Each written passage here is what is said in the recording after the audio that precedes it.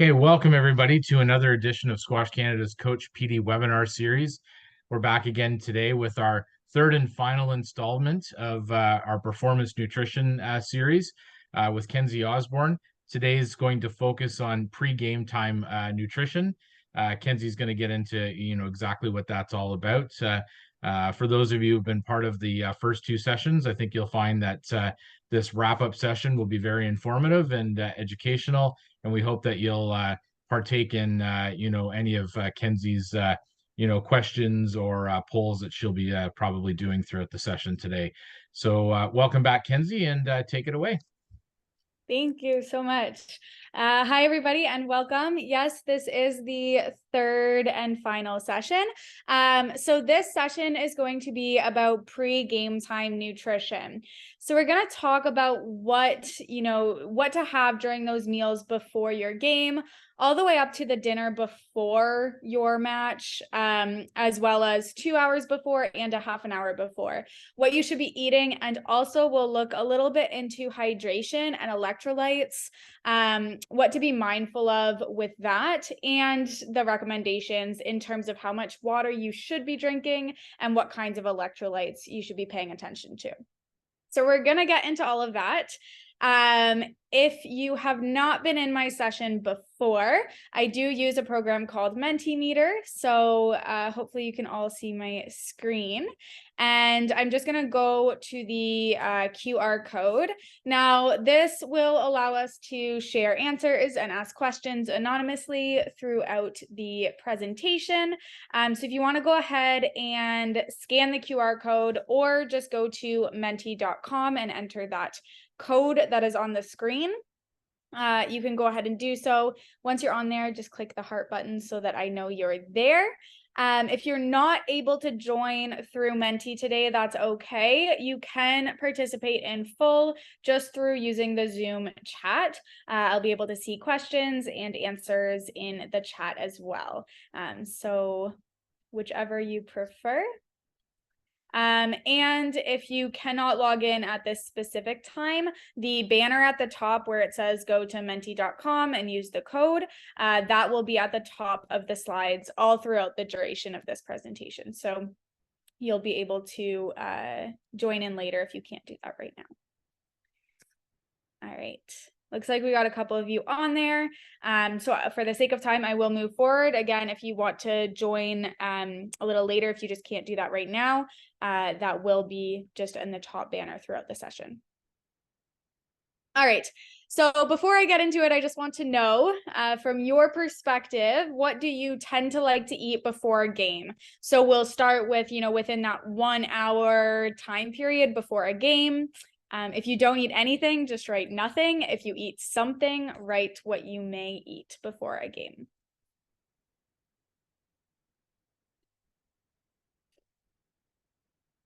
Any ideas? A Cliff Bar. Okay, awesome. Banana or a small bowl of cereal, muffin. Good. So those are all, in terms of Cliff Bar, banana, cereal, muffin, those would all be considered to be quick digesting carbohydrates. So higher sugar foods that don't take super long for us to digest. Cliff Bar has a bit of fiber and fat in there, but I would say primarily a sugar source. I like to have a small portion of rolled oats with bananas. So again, rolled oats are a higher processed version of like steel cut oats. So they are still high in fiber, but they are lower in fiber than what steel cut oats would be and quicker to use. Not much, gives the feeling of being full. Yeah, for some people, that's definitely the case. Okay, awesome. All right, we'll get into, I guess, my thoughts on those answers in just a second, but relatively speaking, they sound pretty good. Okay. So during the game, when you are going into your match, your body needs a few things here. So it needs obviously energy, and the way that we measure energy in the form of food is called calories. So calories is just simply the amount of energy that a food gives to you or provides for you. We need quick energy. Okay, and this is going to be in the form of carbohydrates. So when we talk about going into a game, for the first 20 to 30 minutes, your body's primarily relying on carbohydrates. It's also going to rely on carbohydrates if you have a really quick burst of energy that needs to be exerted. So particularly, I guess if you're in a soccer game or even in a squash match, if you need a really quick burst of energy fast, you're going to be using carbohydrates because it's the quickest form of energy that our body will be able to use. So we'll resort to using that. During the game, as soon as we pass that 20-30 minute mark, in all likelihood, our carbohydrate stores are starting to be depleted. And that's when we're going to start to use a different source of energy, and that's going to be fats. So it's going to be used in lower intensity exercise. For example, if you're going for a really like a long 5K, 10K run, you're going to be using primarily fats. Or if you're kind of past that 20-30 minute range where your body is depleted of carbohydrates, you're going to be starting to use fats. So you need quick energy, you need sustained energy, and then you also need water and electrolytes. And this doesn't have anything to do with energy. So water and electrolytes, they don't have any calories in them.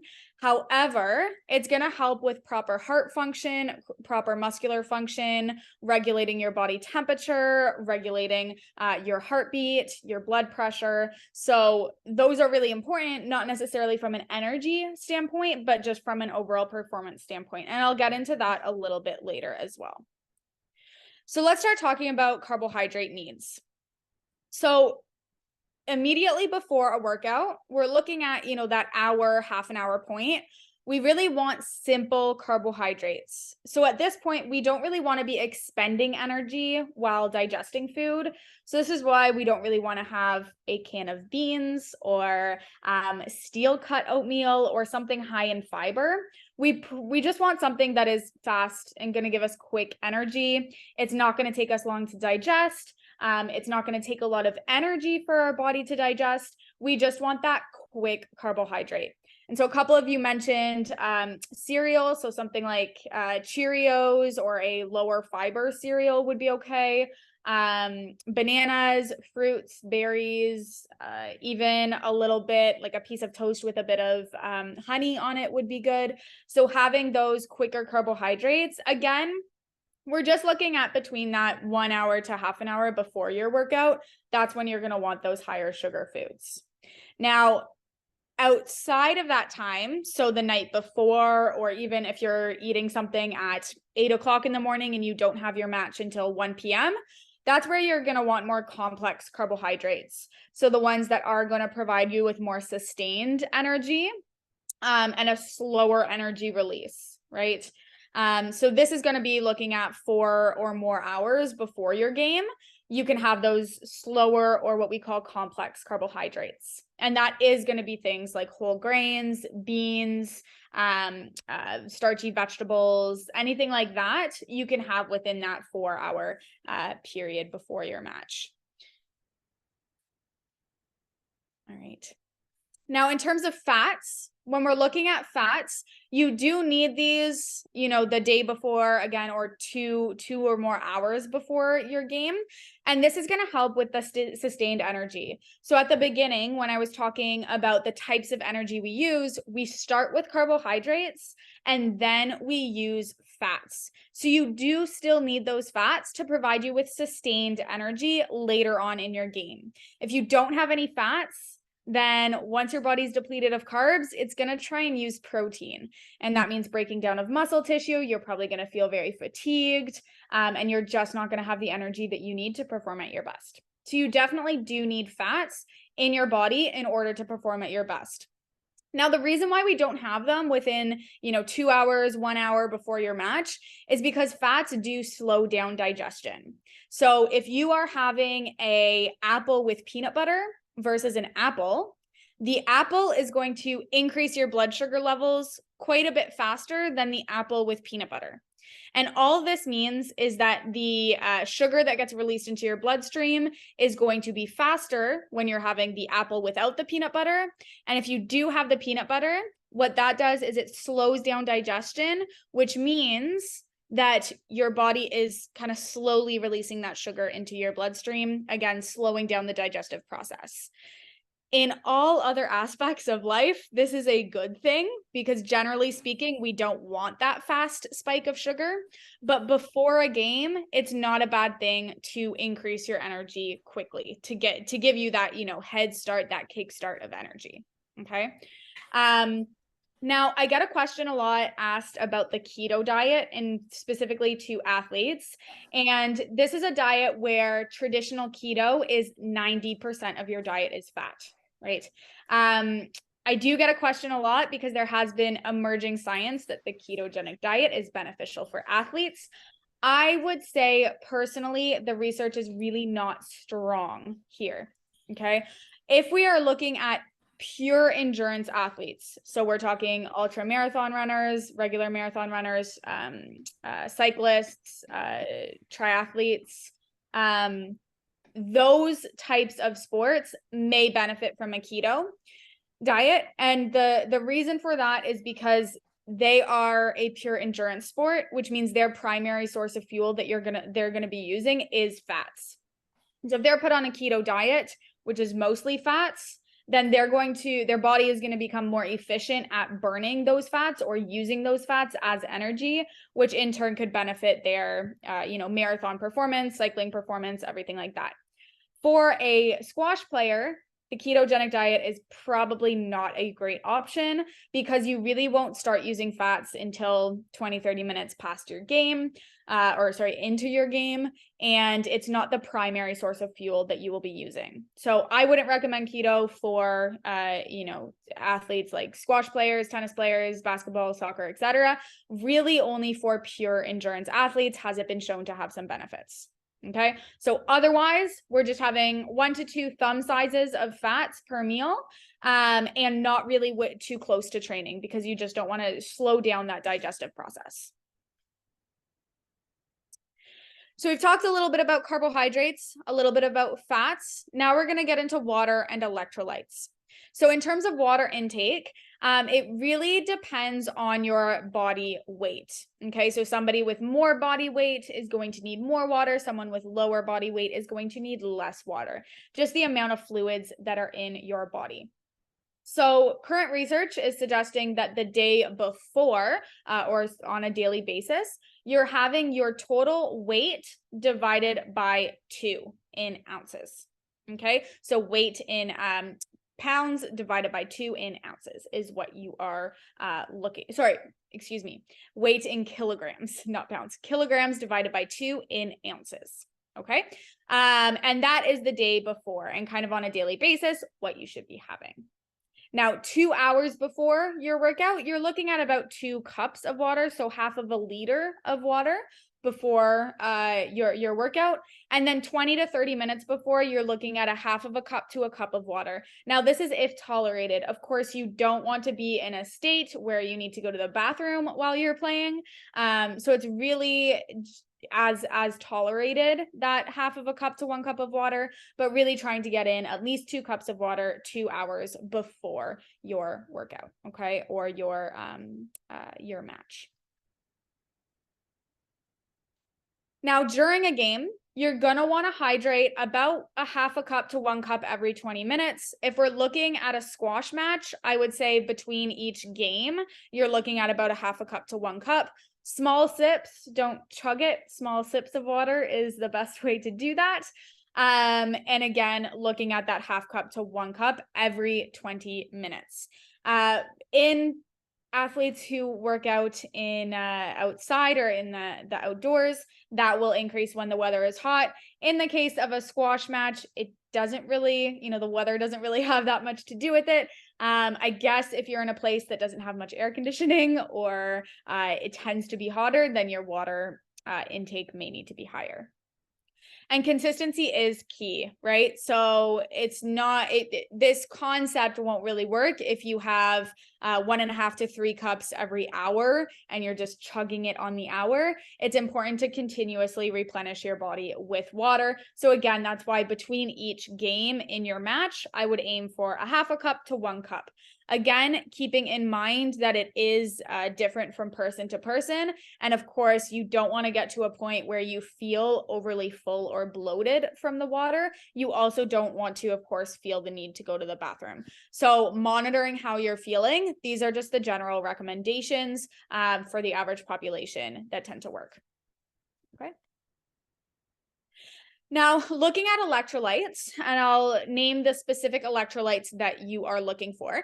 But electrolytes are minerals that are really important in multiple functions in your body. Okay. So, especially for athletes, when we do sweat, we tend to lose electrolytes, and we need more electrolytes when we are working out, as they facilitate with different performance related bodily functions.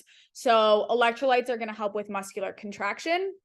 Specifically, magnesium here is really important. And so you may have heard athletes who experience lots of muscle cramping or muscle aches. They may be recommended to consume more magnesium to help with those muscle aches and to reduce the likelihood of cramping or pain in the muscles. All right. The other functions that electrolytes do help with: maintaining body temperature. So as we work out, of course, our body temperature increases. We need the electrolytes to be able to regulate that body temperature and keep ourselves cool. We also need them to regulate heartbeat. Particularly, this is looking at the balance between potassium and sodium. Now, it's not necessarily one or the other that we need both of them combined. So it's not, oftentimes we're looking at people are consuming excess sodium. Now, when blood pressure or heart issues arise, sometimes, and this isn't always the case, but sometimes it's not necessarily the increase of sodium, it's actually the inadequate intake of potassium. So it's really important to have a balance of potassium and sodium in order to make sure that your heartbeat is functioning properly, your blood pressure is stable, and it also does play a role in your body temperature as well. Okay, so the 4 electrolytes to take note of here are magnesium, calcium, sodium, and potassium. These will often be included if you are having a sports electrolyte drink or a sports electrolyte pack. They are also, they also can be consumed through the diet. So calcium in a lot of your dairy or soy products, magnesium in a lot of dark leafy greens. Sodium, of course, is one of the easiest, just table salt or seafood even. And then potassium in a lot of different fruits. So pears, bananas, even cantaloupe, things like that. Now, when you are, if you are choosing to have electrolyte drinks, they are usually not recommended for athletes unless you are exceeding 90 minutes of physical activity or 60 minutes of vigorous physical activity, just because the sugar content tends to be higher. There are also other chemical additives in there that may not be beneficial to overall health, and you may not actually need that quantity of electrolytes during anything less than 60 minutes of vigorous or 90 minutes of standard exercise. Okay. There isn't much research to suggest that those sports drinks are beneficial underneath those, those kind of time limits. If you do choose to have one, just be mindful of the amount of sugar that you are intaking at that point and the additives. There are some electrolyte packets on the market that have less sugar and that do contain less additives and are just almost those pure electrolytes. Between matches as well, you can also have things like chocolate milk, banana, and you may or may not consider a magnesium supplement. Again, as with all supplements, before taking them, just double check with your doctor that that's okay to go ahead and do.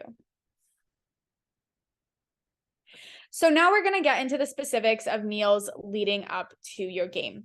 So we've talked a little bit about carbohydrates, and those are the ones really important within those 30 minutes to an hour, having those fast carbohydrates, the sugars. We've talked a little bit about fats and how we should be avoiding those within that 30-minute, 1 hour, even 2 hour time period. And we've talked about ensuring proper hydration and electrolytes. So now we're going to look at the specifics of meals leading up to your game. We'll take a look at dinner, so what to have the night before your game, what to have 2 hours before your game, and then 30 minutes before. So dinner the night before your game, you're looking for plenty of carbohydrates, right? So again, carbohydrates are your primary source of energy as a squash player. You can have simple, you can have starchy, you can have complex. All of them will provide you with benefits. I typically recommend a combination of more complex carbohydrates, so something like quinoa, brown rice, or beans, and simple. So maybe you're having some berries for dessert, an apple, some banana, something like that. That's a little bit faster as well. I recommend a combination of both for the dinner before. Again, that brown rice quinoa, it's going to be slowly digested into your body and used as energy, whereas the banana or fruit is going to be digested a bit faster. You're also going to need protein at this point, okay? Protein is still a very important component to your meal, especially before your game, to make sure that you're providing your muscles with those building blocks that they need. And unsaturated fats, okay? Generally speaking, unsaturated fats are recommended more so than saturated fats, but ensuring that you're having those fats, again, is going to help with that sustained level of energy, as well as just help with other functions in your body, brain function, hormonal function, everything like that. You're also going to want to add in some foods that are higher in potassium, magnesium, calcium, and add a small amount of sodium. Keep in mind that if you're not eating processed foods, then you can add some salt to your meal. About 70% of our total sodium consumption is from processed foods. And so if you do eliminate those processed foods from your diet, you will in turn be able to add a bit more salt to your diet. So a couple examples here, you could have a whole wheat pasta with some chicken. So the pasta being your slow carbohydrate, the chicken being your source of protein. Adding in broccoli, which does have a bit of magnesium in there, and pesto as well, which would likely have some magnesium as well. You could have brown rice with homemade lean meat meatballs, so something like turkey meatballs or chicken meatballs. You could have some sort of Asian inspired sauce. Usually that has a bit of soy sauce or salt in it that would contribute to sodium. And then sauteed vegetables, throw in some leafy greens there for magnesium, and maybe have a dessert with some sort of fruit for a bit of potassium in there. You could have sweet potato, and again, that would be your starchy carbohydrate. It is a source of carbohydrates there. You could have that stuffed with some ground turkey, a bit of marinara sauce, and a small amount of Parmesan cheese for your fat and a little bit of protein. Of course, add some side vegetables there as well. And then the last option, which is one of my favorites, especially if you are traveling, sometimes it's a little bit easier to find Buddha bowls or even poke bowls. So filling that with, usually it's a base of rice or pasta, or for poke bowls, sometimes a base of leafy greens.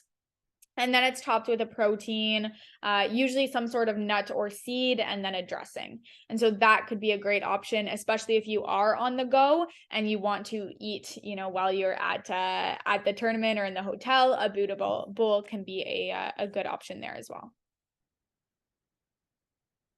2 hours before your game, you're going to want simple carbohydrates. Okay, so this is not the time to be loading up on beans. This is not the time to be having a big bowl of steel cut oatmeal. This is the time to be having those simple, higher sugar carbohydrates. You can have a small amount of protein, just don't have a full steak, don't have a full chicken breast. Again, protein is really hard for our body to digest. That's why if you eat a lot of protein, you may feel satiated for longer, just because it takes us a longer time to digest and actually use those nutrients. Again, a good thing at any other time of the day, just not before you're training. So a small amount of protein is okay, just not a large component. And same thing with fat. So a little bit is okay if you want to add a bit of flavor, but not a lot of fat. And this is the time where we really start to emphasize hydration. So that 2 cups of water, making sure you're having at least that within that time period. So a couple of pre-game examples. You could have a slice of toast topped with cottage cheese, banana, and honey. So again, primarily here, that's carbohydrates with the toast, the honey, and the banana. You have a little bit of protein with the cottage cheese, and that's okay. You could have crackers with just a small amount of nut butter and fresh fruit. So maybe crackers spread with a bit of peanut butter and some strawberries or bananas on top. Again, primarily carbohydrates there, a little bit of fat in the nut butter. When you're choosing the crackers for this time, don't choose the ones with a bunch of nuts and seeds in them. Choose, just your regular standard white crackers. You could have a fruit smoothie prepared with lean milk. Careful not to use, 3.25 or homogenized milk here. Again, that is higher in fat, can cause some digestive issues. And be just cognizant if you are somebody that is doesn't digest milk or dairy products too well or is lactose intolerant, then of course this is probably not the option for you before a game. But it can be an option for other athletes who just want something quick and easy to have before a game. A fruit smoothie is a great option. Careful with the fruit smoothies with the protein powder. Again, that's great for after a game to replenish your protein stores and the carbohydrates, as I spoke about in the last session. But for before a game, no protein powder in this. Again, that's just going to slow down digestion a little bit. So stick with just the fruit and milk here. You could have a small amount of quinoa salad with a vinaigrette and a small amount of shredded chicken. Again, the quinoa is harder to digest, so be aware of that. If you are somebody that digests quinoa quite well, then this could be a quick option for you. If you are somebody that does not digest quinoa very well or finds it more difficult to digest, then again, this could be something that you could have 4 hours before your match, but maybe not within that 2 hours. And a final option here, which was mentioned at the beginning by some of you, is a homemade granola or an oat cereal. So a rolled oat kind of cereal, not a steel cut oat cereal. Again, with that low fat milk and berries. So more of those carbohydrate foods, quicker to digest. Even something like Cheerio cereal would be fine as well. Adding those berries in for more quick carbohydrates and keeping the milk as low fat. Okay. And 30 minutes before, this is just simple carbohydrates and it is as tolerated. So if you feel like having a half of a cup of berries before your match makes you feel good, or a banana, or even a half of a banana, then go for it. If you get that feeling of being full or being a bit bloated, then just stick with the 2-hour time period to have a meal and you can omit this. But if you are eating something within that 30 minutes, really make sure it's just those simple carbohydrates. This isn't the time to be having spoonfuls of peanut butter or, beef jerky. This is the time to be having those simple carbs. During this time, again, we are focusing on hydration and water intake. So that 30 minutes before, half a cup to a cup if tolerated. Really see what works for you in terms of that hydration and what you need. Some people will tolerate it very well. Other people, again, it may make them need to go to the bathroom, or it may make them just feel uncomfortable and bloated. So make sure that you are listening to your body. But those are the recommendations. If you do choose to have something within those 30 minutes, that's what you should be having. So a couple examples here, just basic fruits, bananas, a few crackers. Again, avoiding those crackers with nuts, seeds, and whole grains, just having the very basic crackers. The picture on the side here is just banana with a bit of maple syrup. That would also be fine to have just a few slices of that before your game. Also quite tasty if you have ever tried it before. Okay, so a few notes before we get to the question and answer period. Today, the question and answer period is longer, as I will be taking questions from all of the sessions and just about performance nutrition in general. A few notes just before we finish up the workshop component of this session. Avoid trying new foods before a before training or before a game. Okay. So if you have a very intense training session, or if you have a match coming up, this is not the time to be experimenting with new foods. I recommend having them on maybe training days that are less intense. That's when you can try new things, or trying them on your rest day and just seeing how you're feeling. Okay. If you have a really important game coming up and you're thinking, this is the day that I'm going to try my, fruit smoothie with milk before a match, probably not recommended to do that. Just like you wouldn't try a new shot in a match, you probably shouldn't have a completely different food that you're not used to before the match as well. Always practice before you put it into a match.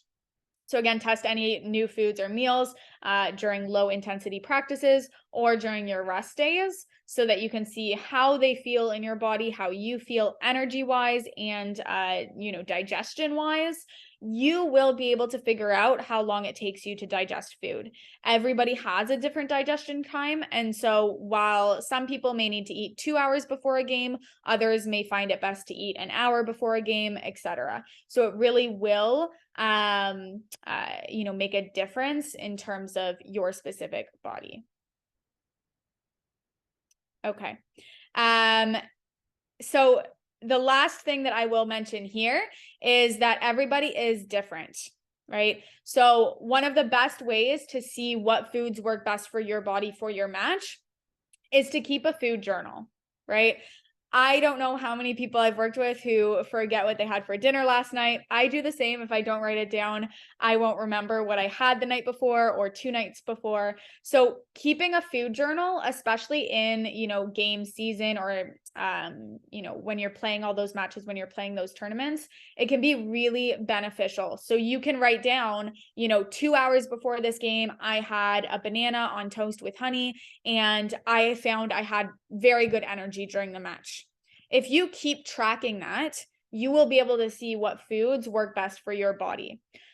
I can't tell you what will work. Nobody can really tell you what will work best for your body.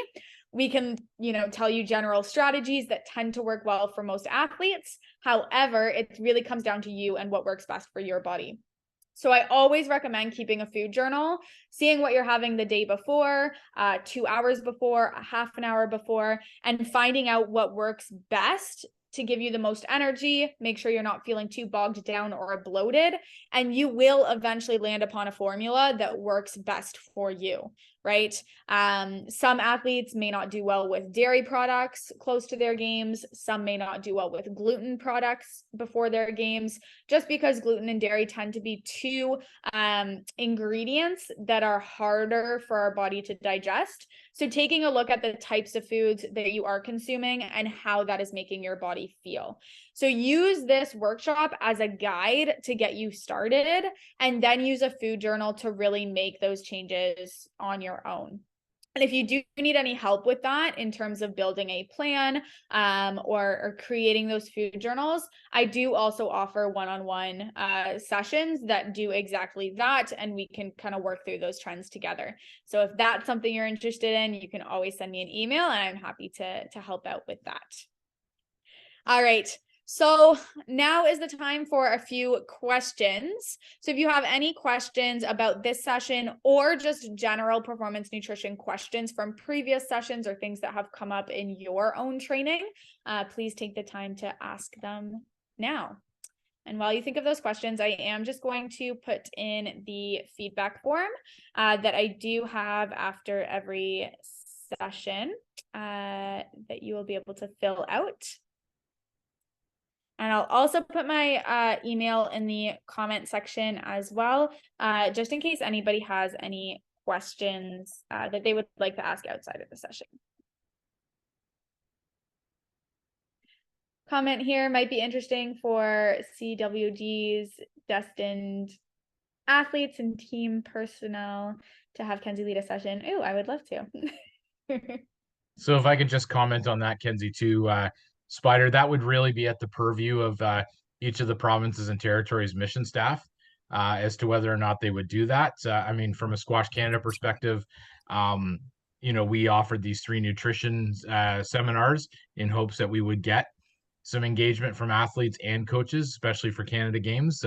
Maybe not as much as we had hoped, but I certainly encourage you to reference Kenzie to your provincial territorial mission staff. I think it's a great idea for sure. Yeah, absolutely. And if you'd like to send me an email or any questions about that, I've listed my email in the chat, so I'd be happy to explore options with that as well. Okay, question. So I have had a hard time eating within 30 minutes of the end of my match. Okay, what do you suggest for recovery? So in terms of actual the timing window for eating after a match, there's very, very little evidence to suggest that there is any benefit to eating within that 30 minutes. So first of all, if it feels uncomfortable to eat within that 30 minutes, there is no actual need to.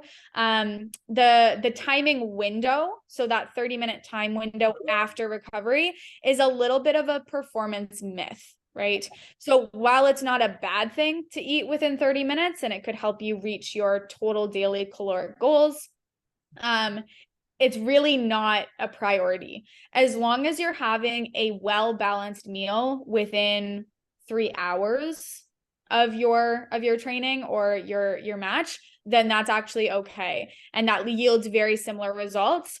The main thing to focus on is that throughout the duration of 24 hours, you're getting enough protein, enough carbohydrates, and enough fat.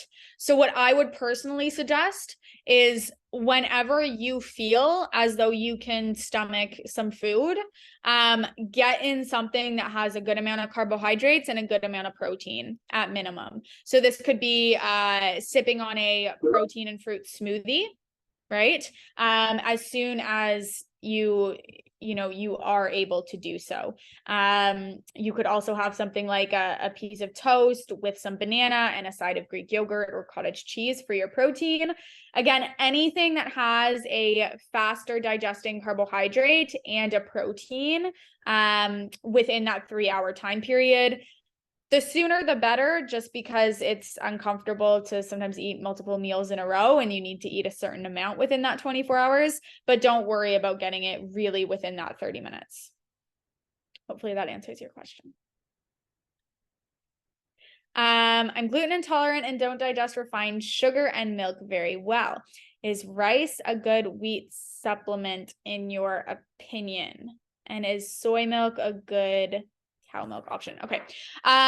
So if we're looking at kind of brown rice, white rice, in terms of the nutritional value of that, that would be a good source of carbohydrates, similar to what a whole wheat bread may have or a pasta may have that contains gluten. Gluten is just the protein that is found in wheat products, right? So people who are gluten intolerant are sensitive to that protein, similar to somebody who is allergic to peanuts is sensitive to the the protein in peanuts, which is why, and not that I would ever suggest trying this without consulting a medical professional, but this is why some people who are allergic to peanuts can have peanut oil, just because they are actually allergic to that protein. Same thing with gluten. Someone with celiac disease is allergic to the protein gluten, and somebody who is gluten intolerant is sensitive to the protein gluten. So yes, rice, quinoa, any sort of non-gluten based product would be absolutely fine, and would provide you with similar nutritional value to a gluten containing product. In terms of soy milk and cow milk, really depending on what that soy milk has in it. So depending on the brand that you're using, some are highly processed, some are not highly processed. Ones that are more natural soy milks, those can be beneficial. They tend to have either added calcium, or soy is just a natural source of calcium as well. And sometimes they also are fortified with vitamin D. Cow milk is also often fortified with vitamin D. The other good thing about soy milk in comparison to oat or almond or anything like that is that it does tend to be higher in protein than the other non-dairy milks. So yes, soy milk would be a good option in comparison to cow milk as a substitution.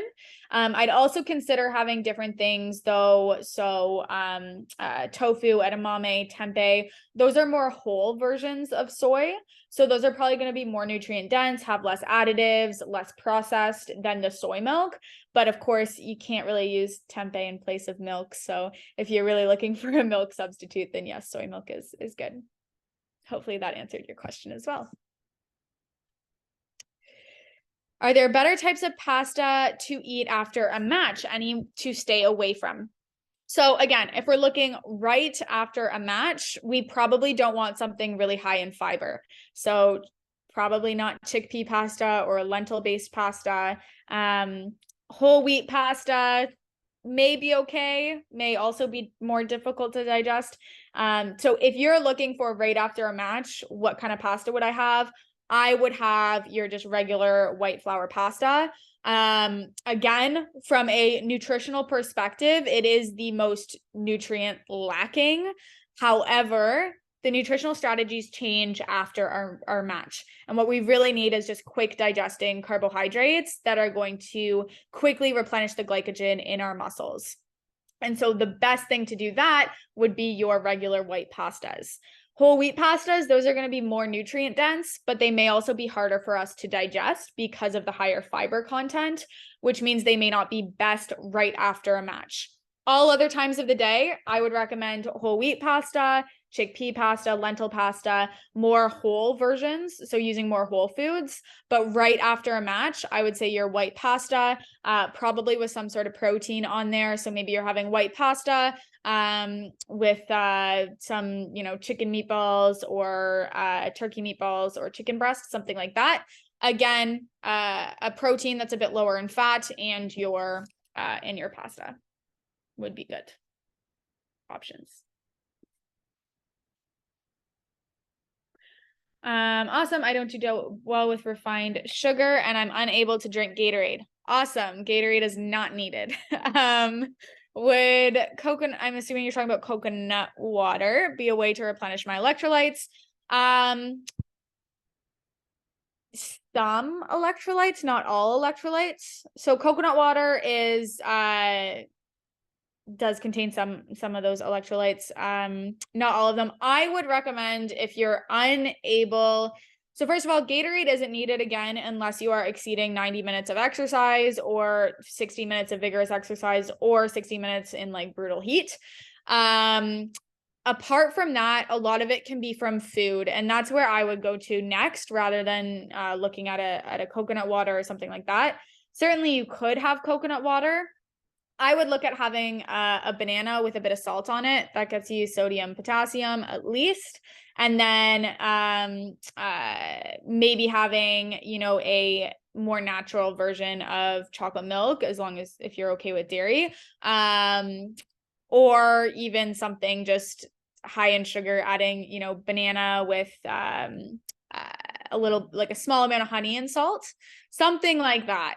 So you can get those electrolytes from food as well. And I'd almost lean more towards going to food rather than going to different types of electrolyte drinks per se.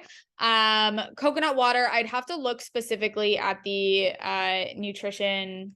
Let me look up coconut water specific nutrition to see which of those electrolytes it does contain. So here it doesn't really, at least what I'm looking at now, it contains a little bit of magnesium, not too much calcium in there, a little bit of potassium. So it'd be mainly potassium and magnesium that you'd be getting, not too much sodium, not too much calcium in there. So again, food-based sources would probably be a better bet for you.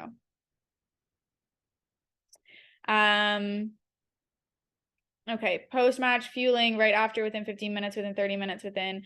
So again, not much research has been shown on specific nutrient timing. There are very minimal benefits to having something within 20 minutes. Most research suggests just within that 24 hours, are you getting all the nutrition you need? 3 hours. Within your 3 hours, have a solid meal of quicker digesting carbohydrates, good amount of protein, and you're probably good to go.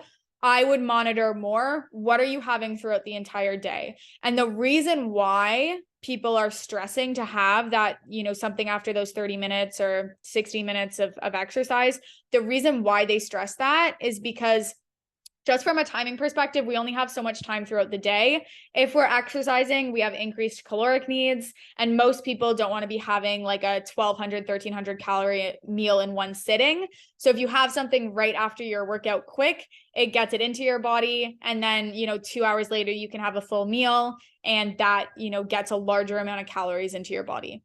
But the main goal is to have enough calories, enough protein, enough fat, enough carb throughout the duration of the day. It's not so important to really get it within that 15, 30, 60 minutes. So hopefully that answers your question. The research is honestly very slim to suggest that there is really any benefit to having something within that 30 minutes. I did get a question as well. If there's 2 hours between your match, so they're really close together, what should you have? Again, go right back to that before, that 2 hour time period snack. So if I was a tennis player. So if I had a match and then 2 hours later I had another match, I'd be having something high in carbohydrates and a little bit more protein than normal right after my match. And then I'd probably have like a half of a banana within that 30 minutes before my next one. So for example, I may have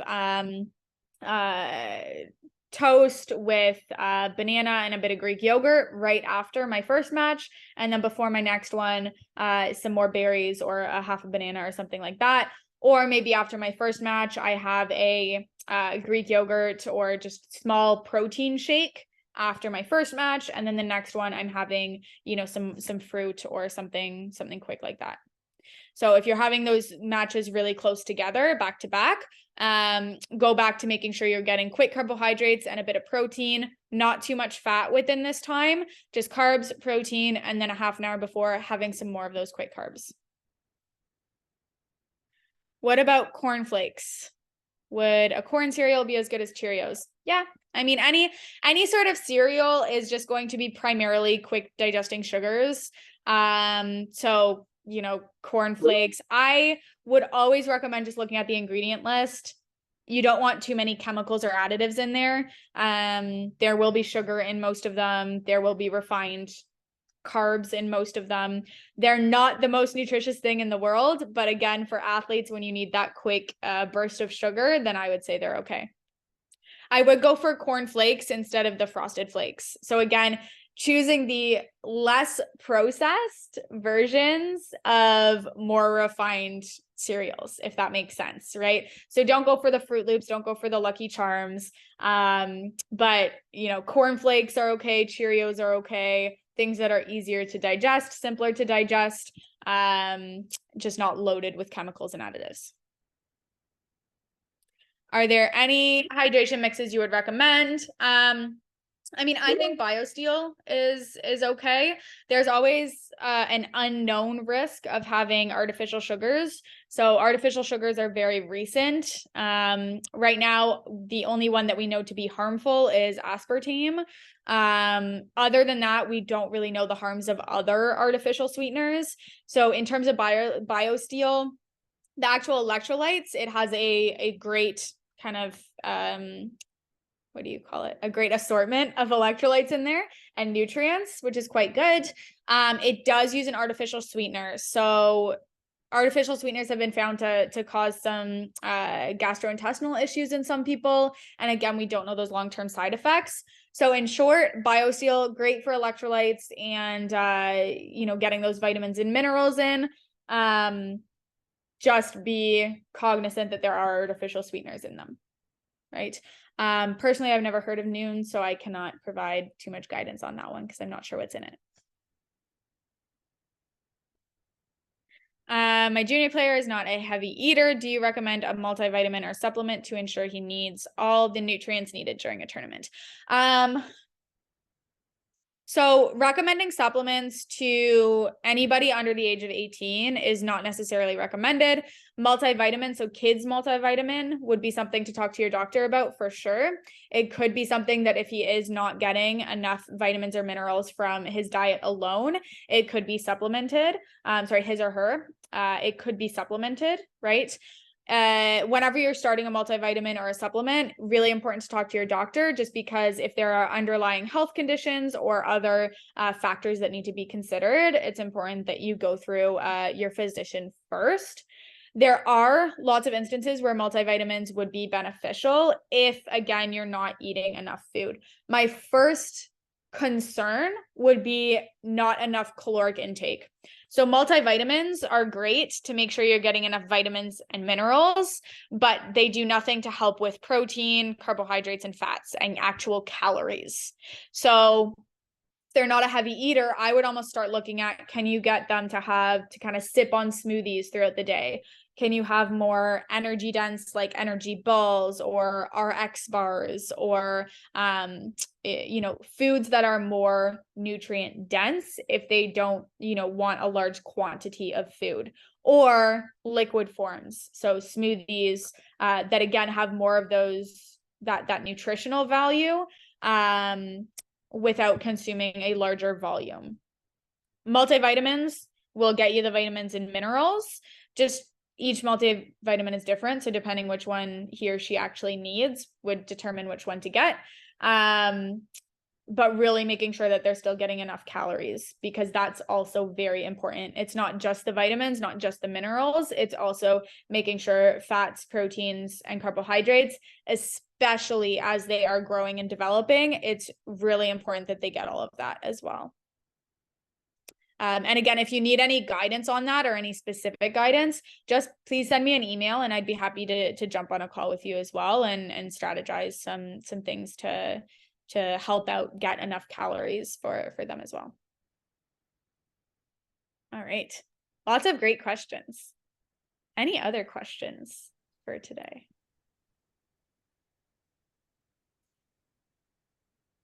Not that I see. Okay. All right. So thank you to everyone who attended this session, and thank you to everyone who also attended the previous sessions. Again, I'll repost one more time. So just the feedback form, as well as my email, in case you have any additional questions that you'd like to ask after the session. Thank you, Jeffrey, for having me. And hopefully I can see you guys again sometime soon. Perfect. Thanks, Kenzie. On behalf of Squash Canada, Kenzie, thank you so much for your three-part series on performance nutrition. Thank you to everybody that attended the 3 sessions over the course of the last month and a half. You will get a recording of today's session as per our usual process, as well as the PowerPoint slides that Kenzie presented. So that process does not change. That will come later today or tomorrow. For those of you still on the call, just a friendly reminder, we do have a very comprehensive schedule over the next 3 or 4 months with lots of great webinars. We have one more before the holiday season scheduled for next Tuesday, December 6th. It is called Female Athletes Health, Adding the X's and O's. So it's going to cover a wide range of topics related to female athletes' health, coaching, holistic activity, tools and strategy for coaching females, the lifelong impact on sport, on health development, and much more. So please consider registering for that one, as well as all of the topics that will start back up again in January through February, March, April. And if you have suggestions for topics that we can consider going forward in April, May, and June, please let me know, as we're always welcome to feedback. Otherwise, thank you again, Kenzie. Thank you again, everyone, and have a wonderful afternoon. Thanks, Kenzie.